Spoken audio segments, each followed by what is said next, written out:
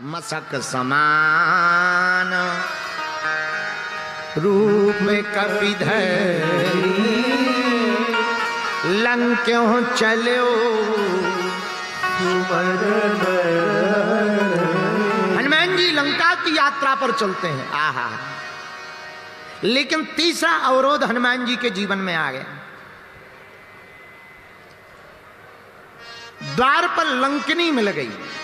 लंका में प्रवेश करने के पहले इमिग्रेशन ऑफिस में फंस गए मानो। लंकनी बोली कहां जा रहे हो? हनुमान जी बोले अंदर जा रहे हैं। लंकनी बोली पासपोर्ट दिखाओ। हनुमान जी बोले ना वीजा है, ना पासपोर्ट है, ना टिकट है। किससे आए हो? कौन सी हवाई जहाज से आए? हनुमान जी बोले पर्सनल चार्टर्ड से आए। तो चार्टर्ड लैंड कहां किया है? हनुमान जी बोले हमारे शरीर ही में फिट है।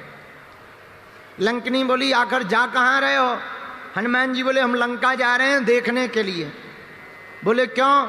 बोले वो बाद में बताएंगे, पहले तुम बताओ तुम कौन हो? लंकनी बोली महाराज मेरा नाम लंकनी है, मैं रावण के राज्य में मुख्य दरवाजे पर इमिग्रेशन ऑफिसर हूं। मेरी आज्ञा के बिना एक पत्ता भी नहीं हिलता, यहां कोई एंट्री नहीं कर पाता। मैं चोरों से इस नगर को बचाती हूं। हनुमान जी बोले तू एक बात बता, तू चोरों से बचाती है कि चोरों को रखाती है? लंकनी बोली मतलब शर्म नहीं आती, ऐसी बात बोलते हो? हनुमान जी बोले ऐसी बात नहीं बोल रहे, तू कहती है कि चोरों से लंका को बचाते हैं। अरे तू लंका को चोरों से बचाती नहीं है, रखाती है। रावण से बड़ा कोई चोर है जो हमारे स्वामी की पत्नी को हरण करके ले आया है? अब तू कह रही कि हम चोरों से लंका को बचाते हैं। तुम कौन हो? हनुमान जी बोले अब पूरा परिचय दे दिया, अब तो तू प्रसाद खा ले। क्या प्रसाद? मैं तुझे खा जाऊंगी। जैसे ही हनुमान जी को खाने के लिए मुंह उसने बढ़ाया, एक मुक्का हनुमान जी ने ऐसा मारा कि नाक से खून बहने लगा। जैसे ही निकला रक्त, लंकनी तुरंत हो गई विरक्त। दोनों हाथ जोड़ के बोली महाराज बस बस बस, हम पहचान गए आप कोई साधारण नहीं हो, भगवान के भक्त हो। हनुमान जी बोले ऐसा पहले ही बता दी, हम पहले ही मुक्का मार देते कि मुक्का में परिचय होता है, हम पहले ही मुक्का मार देते। पर कोई बात नहीं, अब तुम पहचान गई। पर एक बात बताओ, तुम मुक्का में कैसे पहचान गई? तब बोले जब रावण को वरदान ब्रह्मा जी ने दिया था तो चलत विरंच कहा मुई चीन्हा।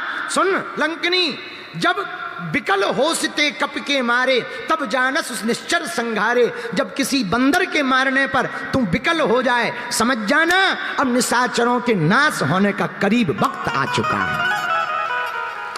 हनुमान जी बोले बहुत बढ़िया, वेरी वेरी थैंक यू। अब एक काम कर, साइड हट, हमें जाने दे। अब हनुमान जी लंका में प्रवेश करते हैं। अब हनुमान जी लंका में प्रवेश कैसे करते हैं ये सीखो सुंदर कांड में। तुम लोगों ने चौपाई पढ़ी होगी। प्रवेश नगर की जय सब काजा, हृदय राखी कौशलपुर राजा। हनुमान जी लंका में प्रवेश करते, दरवाजे को प्रणाम किया। हे राम जी लंका जा रहे हैं, कृपा करना। आहा, अपने मन में राम जी को बैठाया, प्रणाम किया और अब आगे बढ़े। प्रवेश नगर की जय सब काजा,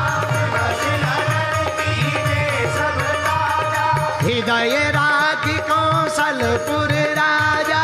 हृदय राखी कौशलपुर राजा। श्री राम जय राम, श्री राम जय राम, बोलो श्री राम जय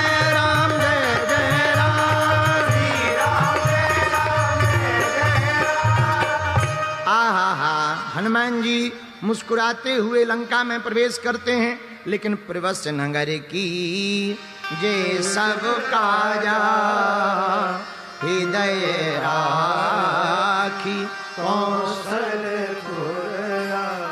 हनुमान जी से किसी ने पूछा लंका में क्या क्या करोगे? हनुमान जी बोले जानकी जी का पता लगाएंगे, फिर थोड़ा मोड़ा उपद्रव भी करेंगे। तो किसी ने हनुमान जी से कहा कि उपद्रव करोगे तो कम से कम मुगदर तो ले जाओ। हनुमान जी बोले जरूरत नहीं है। क्यों? मानो हनुमान जी कहना चाहते हो कि राक्षसों के लिए राक्षसों का सामान ही काफी है, जैसा कि पाकिस्तान की मिसाइलें उनके ही यहां गल गई। राक्षसों के लिए उनका ही सामान काफी है। यही तो हुआ है पाकिस्तान में। बताओ, हम लोग चाइना के चार्जर पर भरोसा नहीं करते, वो लोग चाइना की मिसाइलों पर भरोसा कर लेते हैं।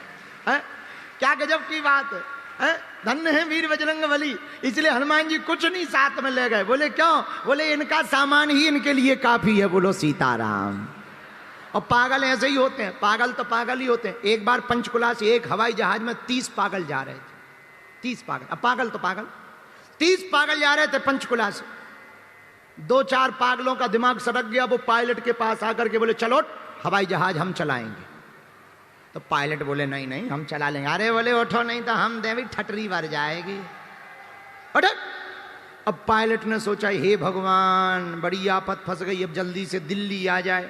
तो उन्होंने सोचा इनको काम में फंसा दो। बोले सुनो हम तुमको हवाई जहाज चलाने देंगे पर एक शर्त है। बोले क्या? बोले पहले जो 36 पागल वहां हवाई जहाज में बैठे चिल्ला रहे हैं तुम सबको चुप कराया, पर शर्त ये है एक भी पागल बोलना नहीं चाहिए। अगर बोलेगा नहीं चुप करा दोगे हम तुम्हें हवाई जहाज दे देंगे। कम से कम टाइम तो निकले, जब तक दिल्ली आ जाएगी उतर जाएंगे। सब पागलों को चुप करा कौन सकता है? तो चारों पागल अंदर गए, 2 मिनट में आ गए। बोले सब चुप हो गए चलो। तो पायलट बोले कहां हो गए? बोले सुनो, और सच में एक भी पागल नहीं बोल रहा। तो पायलट कपने लगे कि अब तो ये हवाई जहाज चलाएंगे और निश्चित है गिराएंगे, मर जाएंगे हम भी। तो पायलटों ने पूछा कि एक बात बताओ, हम हवाई जहाज तो चलाने देंगे पर ये तुमने सभी 36 पागलों को चुप कैसे कराया? बोले हमने कुछ नहीं किया, दरवाजा खोल दिया और कह दिया प्लेटफार्म आ गया है उतर जाओ।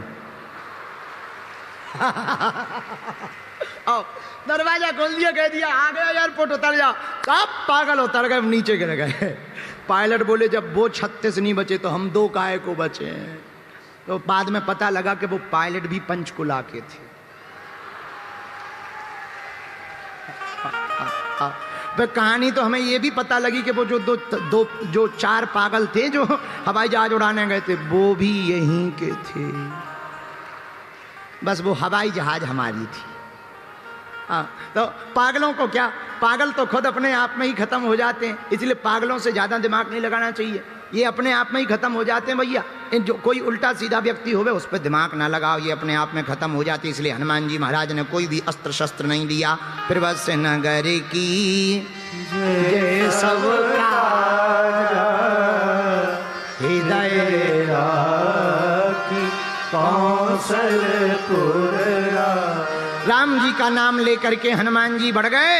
और हनुमान जी गए कहाँ? लंका में प्रवेश कर रहे हैं। कितना अद्भुत सूत्र है सुंदरकांड का प्रिय श्रोताओ, कि लंका में भी अगर प्रवेश करना पड़े तो कर जाना, पर हृदय में राम जी को रख करके लंका में प्रवेश करना।